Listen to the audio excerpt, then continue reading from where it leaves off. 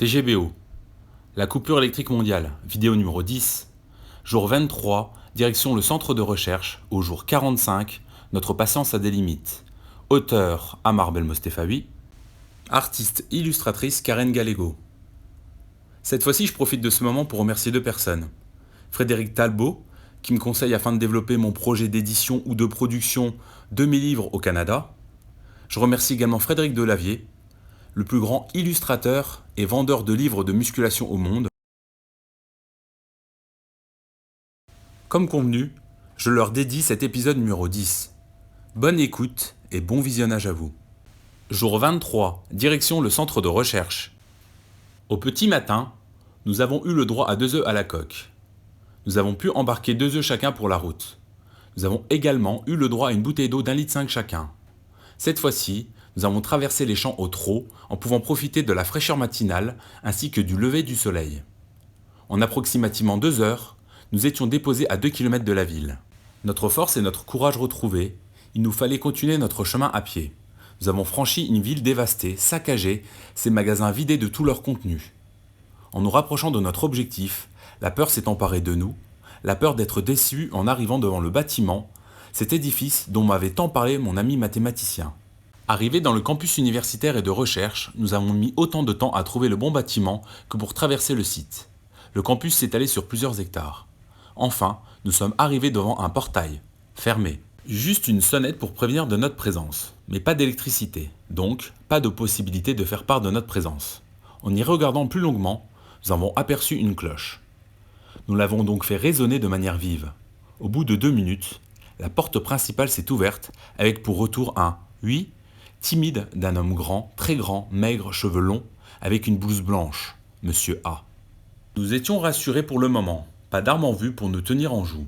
Ce curieux personnage s'est avancé prudemment et s'est placé juste derrière le portail, ou plutôt à un peu plus de 2 mètres de nous. Nous avons lancé la discussion en disant que nous venions du nord-est du pays. Il nous a coupé la parole en nous annonçant tout de suite qu'il n'y avait pas de nourriture dans ce bâtiment et que c'était un centre de recherche et développement occupé par des passionnés de sciences. Nous avons rebondi par rapport à ces dires en lui précisant que nous avions fait une découverte qui serait sûrement à l'origine de ce chaos. J'ai donné le nom d'un ami mathématicien qui n'était visiblement pas présent dans cette bâtisse. Il nous a signalé qu'il était décédé d'un arrêt cardiaque depuis maintenant 6 mois. Triste nouvelle. Il s'est tu et nous a écoutés attentivement. Nous avons tout d'abord décrit avec le plus de précision possible cet objet ressemblant à une clé USB géante plantée dans le sol. Nous avons raconté la puissance et la violence de l'éclair qui a été provoqué par ce cube lié au contact physique d'un prisonnier. Mon frère a précisé que ce cube géant n'a pas réagi au contact de sa batte de baseball en aluminium. Cette dernière possédant une matière conductrice, elle aurait dû créer un arc électrique. Tout en nous écoutant, ce qui paraissait être un chercheur, Monsieur A, s'est mis à caresser ses longs cheveux, ce qui semblait être une façon pour cet homme à blouse blanche de penser de manière intense. Cela a duré au moins 2 minutes. Nous sommes restés silencieux à notre tour. Il nous a dévisagés tour à tour. À un moment, il a arrêté de se toucher la chevelure. Cela nous a même inquiétés. Il les a de nouveau remués et nous a brusquement demandé l'arme qui avait servi à entrer en contact avec le cube géant. Nous lui avons passé la batte de baseball à travers le portail. Après avoir tiré brusquement dessus de peur de se faire attraper, il nous a dit qu'il allait revenir. Nous l'avons interrogé sur la durée de notre attente d'un retour de sa part. Il nous a demandé d'être patient. Notre décision a donc été d'attendre la réapparition de ce personnage cocasse qui a disparu derrière la même porte qu'il était apparu 1 heure auparavant. Nous avions répondu à toutes ces questions. Il ne nous restait plus qu'à espérer que celui-ci soit plus réfléchi que les militaires qui nous avaient mis en joue. L'attente fut longue, des heures durant. Après tout ce chemin, il ne nous restait plus que cela à faire, prendre notre mal en patience. Nous avions émis plusieurs possibilités par rapport à notre discours. Soit il nous avait pris pour des illuminés, et il nous a retiré des mains une des seules armes que nous possédions, soit il voulait vérifier que la batte de baseball avait bien été en contact avec l'objet. La nuit allait bientôt se coucher quand, enfin, la porte s'est de nouveau ouverte. L'homme à la blouse blanche, Monsieur A, s'est présenté sans notre morceau d'aluminium. Il était beaucoup plus détendu. Il avait des clés dans les mains. Il nous a ouvert la porte et nous a demandé de le suivre. Mon frère a demandé pourquoi il avait pris autant de temps à revenir vers nous. Le scientifique a répondu que l'analyse avait mis 5 minutes, mais il voulait surtout voir quelle réaction nous aurions en nous faisant attendre toute la journée dehors sous le soleil. Mon frère et moi, nous nous sommes regardés et nous avions comme une soudaine envie de lui faire manger la batte de baseball. Fort heureusement, il nous avait déjà débarrassé de notre arme. Il avait anticipé le fait que nous nous serions battus pour savoir qui lui casserait au moins une jambe le premier. Mais nous ne possédions pas les cartes en main, et nous voulions rapidement en finir avec cette situation qui commençait à s'aggraver pour les personnes concernées par ce blackout. Nous avions trouvé des interlocuteurs à qui parler. Une fois la porte d'entrée passée, une dizaine de scientifiques en blouse blanche nous attendaient avec un large sourire. Ce n'est pas tous les jours que nous sommes accueillis de la sorte. Un moustachu chauve, Monsieur B, petit cette fois-ci, nous a reçus en nous serrant une poignée de main, tel un étau vous écrase les doigts. La soixantaine, c'était le gabarit d'un bûcheron dans une blouse blanche. Sa chemise à carreaux qui dépassait légèrement de sa blouse nous faisait penser à une personne qui venait de se couper quelques stères de bois avant de nous recevoir dans ce bâtiment qui paraissait très vaste. Ce petit monsieur nous a demandé de l'escorter et nous a fait visiter une partie des locaux. Il avait tendance à avancer rapidement, trop vite pour que nous puissions comprendre toutes les informations qu'il nous donnait. Certaines pièces étaient plongées dans le noir liées au manque d'électricité. Il s'est brusquement immobilisé pour nous déclarer à voix haute que personne, aucun gouvernement n'était préparé à ce type d'attaque. J'ai tout de suite rebondi à sa phrase, en lui demandant s'il pensait que cette situation était liée à une intrusion et de qui elle pouvait venir. Il nous a promis de nous en dire un peu plus sur le sujet dès le lendemain matin. Ce qui comptait, c'est que nous prenions une douche, que nous mangions, dormions tôt et que demain, il nous donnerait plus d'informations sur la situation.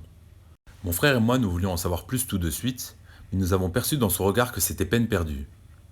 Il nous a expliqué que dans ce centre, on se couche tôt le soir et que l'on travaille le jour. Moi, personnellement, je pensais qu'un chercheur ne dormait jamais. Après nous avoir servi un repas froid dans ce qui semble être une cantine, nous avons été accompagnés dans des douches collectives. Une bouteille d'eau et 2 serviettes nous ont été délivrées ainsi que 2 t-shirts et des chaussons. Il a été récupéré nos affaires sales, dans des sacs en plastique respectifs, et pendant que nous prenions notre douche, un homme tenait une bougie, Monsieur C. Il ne nous a pas lâchés du regard et n'a pas dit un mot. Cette situation était quelque peu gênante. Ensuite, il nous a accompagnés dans une aile du centre que nous n'avions pas encore visitée. Cette pièce obscure ressemblait à un gymnase avec des lits de camp. Nous étions 2 à occuper cette énorme salle. Notre sombre accompagnateur, Monsieur C, nous a donné une bougie et des allumettes et nous a souhaité la bonne nuit sans se retourner. Après avoir claqué la porte derrière lui, nous avons entendu une clé tourner dans la serrure. Nous étions bel et bien enfermés dans un gymnase. Il ne nous manquait plus qu'un ballon pour jouer. Comme nous étions impatients d'en savoir plus, nous nous sommes empressés de nous coucher. Jour 24. Réveil au centre de recherche. Nous ne nous attendions pas à être levés à l'aube. Nous avons de nouveau traversé plusieurs salles. Cet édifice était un vrai labyrinthe.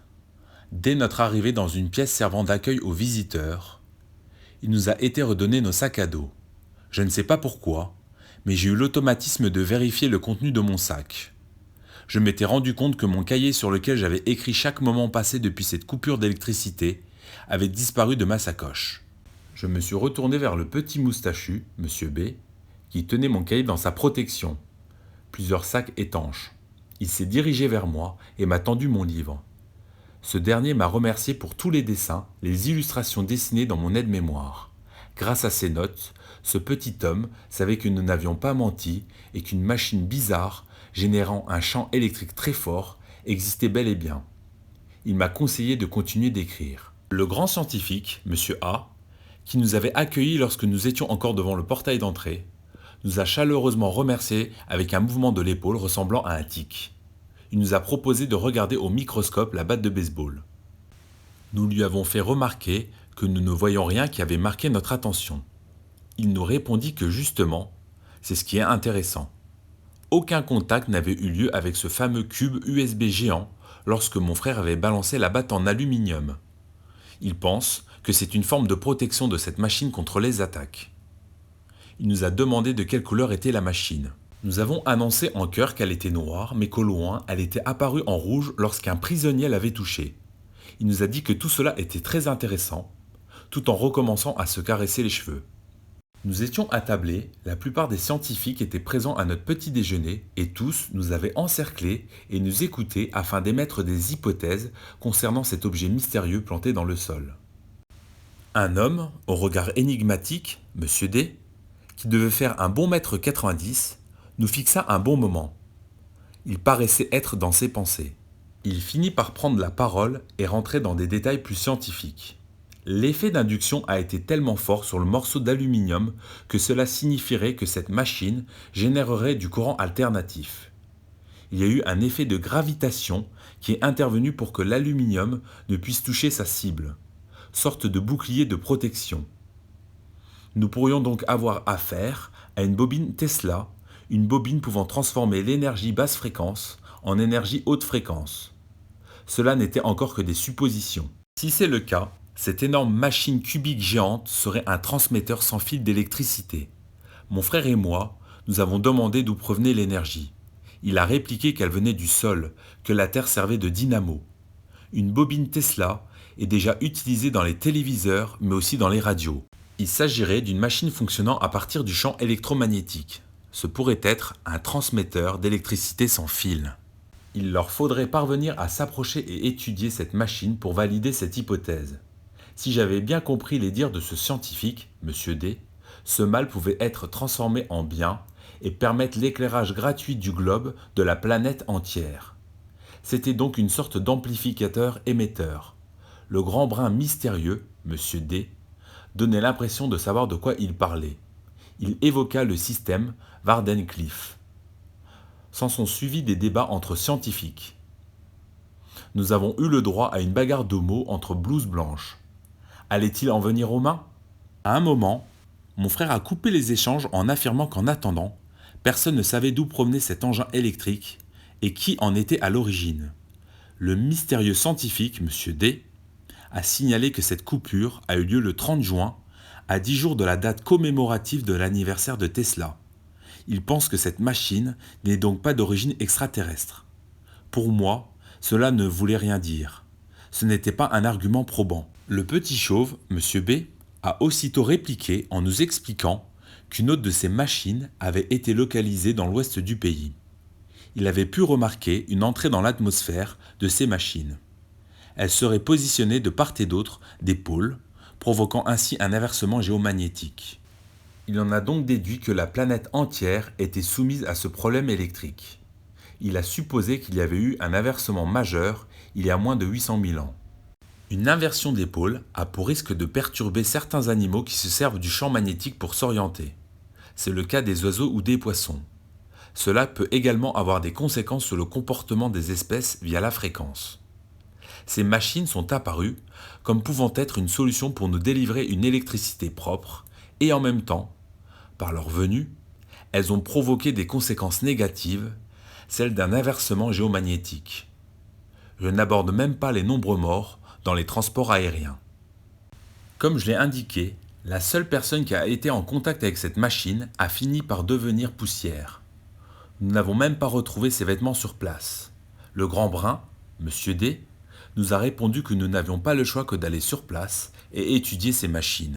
Mon frère affirma qu'il fallait rapidement passer à l'action. Nous avions pu voir dans le regard des personnes que nous avions croisées le désarroi et la faim qui se faisaient ressentir. Un mois de plus dans cette situation pouvait provoquer la mort de beaucoup de civils. Nombreux sont ceux qui ne passeront pas l'hiver. J'en ai profité pour recueillir le maximum d'informations, à savoir s'il existait des zones dans le pays où les personnes les plus démunies pouvaient avoir accès à l'eau et à la nourriture. Le scientifique chauve, M. B, nous a répondu que le centre dans lequel nous nous trouvons était prévu pour que les scientifiques puissent poursuivre leurs recherches pendant 3 ans. Nous sommes l'exception, car cet établissement est interdit au public. Il estimait que la chance était de notre côté. J'ai répondu que nous ne voulons pas être plus avantagés que les autres, mais que nous cherchions tout simplement à retrouver une situation normale. Il nous a concédé qu'il existait en effet des zones interdites, protégées par des militaires. Ces lieux sont réservés à l'élite, aux politiques, aux plus riches. Il y a moins d'endroits de ce type dans notre pays que dans certains paradis fiscaux, mais ces lieux existent bel et bien. En gros, des zones stratégiques ont été mises en service avec l'argent du contribuable afin de protéger une catégorie de personnes. Le petit moustachu, M. B, a émis la possibilité de nous rendre dans le nord-ouest du pays d'ici quelques jours afin de vérifier si la machine que nous avons pu voir à proximité de la prison était identique à celle qui a été découverte à l'ouest. Nous avons compris que nous n'avions pas d'autre choix que d'accompagner ces scientifiques. En attendant, leur but principal était de connaître la géolocalisation de toutes les machines présentes sur le globe, de vérifier que ces machines communiquent bien entre elles, de comprendre le but ultime de ces drôles d'objets et tenter de connaître leur provenance, leur origine. Autant dire qu'il restait encore pas mal de questions en suspens. Nous devions également trouver une solution afin de nous approcher de ces machines sans risquer de perdre des vies inutilement. Si danger il y a, il faudra détruire ces machines afin de rétablir l'ordre. Il est vrai que mon frère et moi n'avions pas pris le temps de regarder de plus près si nous pouvions apercevoir des commandes ou même un bouton, une manette sur cet énorme cube. Nous craignions pour nos vies en nous approchant trop près de cet engin mystérieux découvert tout à fait par hasard. Ensuite, nous avons pris la direction d'un laboratoire. Nous avons été placés dans une grande salle bien éclairée par la lumière du jour. Se trouvait déjà dans cette pièce un gros monsieur barbu, monsieur E, mais aussi un dessinateur. Cette pièce possédait une grande table, des chaises et un grand miroir disposé le long d'un des murs. Mon frère et moi, nous avons tout de suite pensé à une glace sans teint. Elle donnait sur une autre salle dans laquelle nous pouvions être observés, tels des personnes en garde à vue dans un film policier. Le petit homme à la longue barbe, monsieur E, nous a été présenté comme celui qui a découvert l'autre machine dans le sud-ouest. Cet homme a pris la parole le premier. Il a indiqué que cette machine a été découverte à proximité de son lieu de travail. Ce dernier est psychiatre dans un établissement spécialisé. L'objet s'est enfoncé dans le sol à moins de 100 mètres de la bâtisse. Un employé qui faisait sa pause cigarette a pu être témoin de la scène. L'objet s'est arrêté à quelques mètres du sol et au bout de quelques secondes de lévitation, il s'est brusquement planté dans le sol. Suite à cet événement, il n'a pas pu avoir accès à la porte du bâtiment. Son badge était hors service. Il a dû attendre qu'une personne sorte pour rentrer de nouveau sur son lieu de travail. Au fur et à mesure, il a remarqué que la plupart des résidents en psychiatrie s'agitaient anormalement, surtout dans la partie du centre réservée à la rétention des criminels. Plus le temps passait, plus cette aile du bâtiment devenait incontrôlable. Certains détenus ont réussi à s'échapper et comme attirés par un aimant, ils se sont dirigés vers la machine à forme géométrique. Le psychiatre, monsieur E, a pu voir de ses propres yeux 3 personnes toucher la machine, voir une forte lumière rouge sortir, une forme d'arc électrique faisant totalement disparaître les corps sous la forme de cendres. Il faut croire que c'était avec exactitude la même machine que celle présente dans l'est du pays. Mon frère ne cesse de me surprendre. Il a posé la question de savoir si ces personnes étaient sous traitement. Le psy, monsieur E, a en effet relevé le fait que ces 3 pensionnaires prenaient des médicaments contre les troubles de l'humeur. Mon frère cadet a enchaîné avec une deuxième question, en demandant si ce type de traitement pouvait également être donné à des prisonniers. Le gentilhomme a répondu par la positive.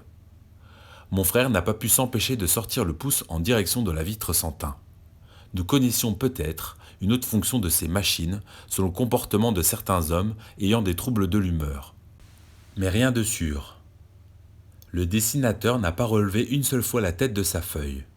Je pense qu'il n'écoutait même pas nos échanges. Le petit moustachu, monsieur B, a fait irruption dans la pièce et s'est assis à côté de l'artiste qui était supposé nous interroger et dessiner ce que nous avons vu. Je pense qu'il voulait en savoir plus en nous posant encore des questions. Il souhaitait confronter nos expériences vécues auprès de ces troublants engins à multiples fonctions. Nous avons émis différentes hypothèses, dont celle d'une machine pouvant distinguer les personnes ayant un côté plus sombre que clair, un peu comme le yin-yang. Celle qui paraissait la plus plausible est celle d'une machine rendant plus sombres les personnes aux mauvaises pensées. Quant aux personnes gentilles, celles ayant un bon fond, elles devaient sûrement être plus douces à proximité de ces engins, sauf mon frère qui a lancé la batte sur la machine. Cela peut paraître ésotérique, mais c'est la seule réponse que nous avons pu trouver pour expliquer pourquoi certains étaient plus attirés que d'autres par ce cube géant. Après cet interrogatoire qui dura toute la journée, il a été proposé de partir au contact de l'autre machine basée dans le nord-ouest du pays, le cube 2. Le délai prévu pour ce voyage serait de 3 jours. Jour 30. Patience et vertu. Cela faisait maintenant 1 mois que ce phénomène avait eu lieu. Nous étions dans ce centre depuis trop de jours. Rien ne se passait. Certains chercheurs qui s'étaient proposés de nous accompagner dans ce nouveau voyage ont changé d'avis à la dernière minute. Mon frère et moi, nous commencions à perdre patience. Il devait avoir la présence de spécialistes en électricité, en géologie et dans d'autres domaines. Mais leur confort, la peur de marcher sur une longue distance, de manquer d'eau, de nourriture, d'un toit pour dormir, de risquer de se faire agresser, de voir des cadavres, ou des personnes en détresse, effrayaient la plupart de ces intellectuels qui n'avaient jamais quitté leur zone de confort. Certains n'avaient jamais réalisé une activité physique de leur vie. Le petit moustachu, Monsieur B, le grand brun gominé, Monsieur D, le petit barbu psy, Monsieur E, et le grand aux cheveux longs, Monsieur A, étaient motivés pour quitter leur centre de recherche. Pas le reste. Jour 45. Notre patience a des limites. Mon frère et moi, nous avons menacé de décamper, de quitter le site, pour rejoindre les nôtres, si nous n'étions pas partis sous 2 jours. Nous savions que plus nous attendions, plus il y avait de risques de tomber dans des situations dangereuses. C'est la fin de cette vidéo numéro 10. Et vous ? Prendriez-vous le risque d'accompagner les scientifiques à la machine numéro 2, au cube numéro 2 ? Est-ce une machine terrestre ou extraterrestre ? Joue-t-elle sur l'humeur des gens ? La vidéo numéro 11 portera sur le jour 47, départ vers le cube 2, nord-ouest du pays. Elle ira jusqu'au jour 48, la disparition des 2 ingénieurs et la rencontre de l'explorateur. En attendant, je vous remercie pour votre écoute et le visionnage de tous les épisodes. À bientôt!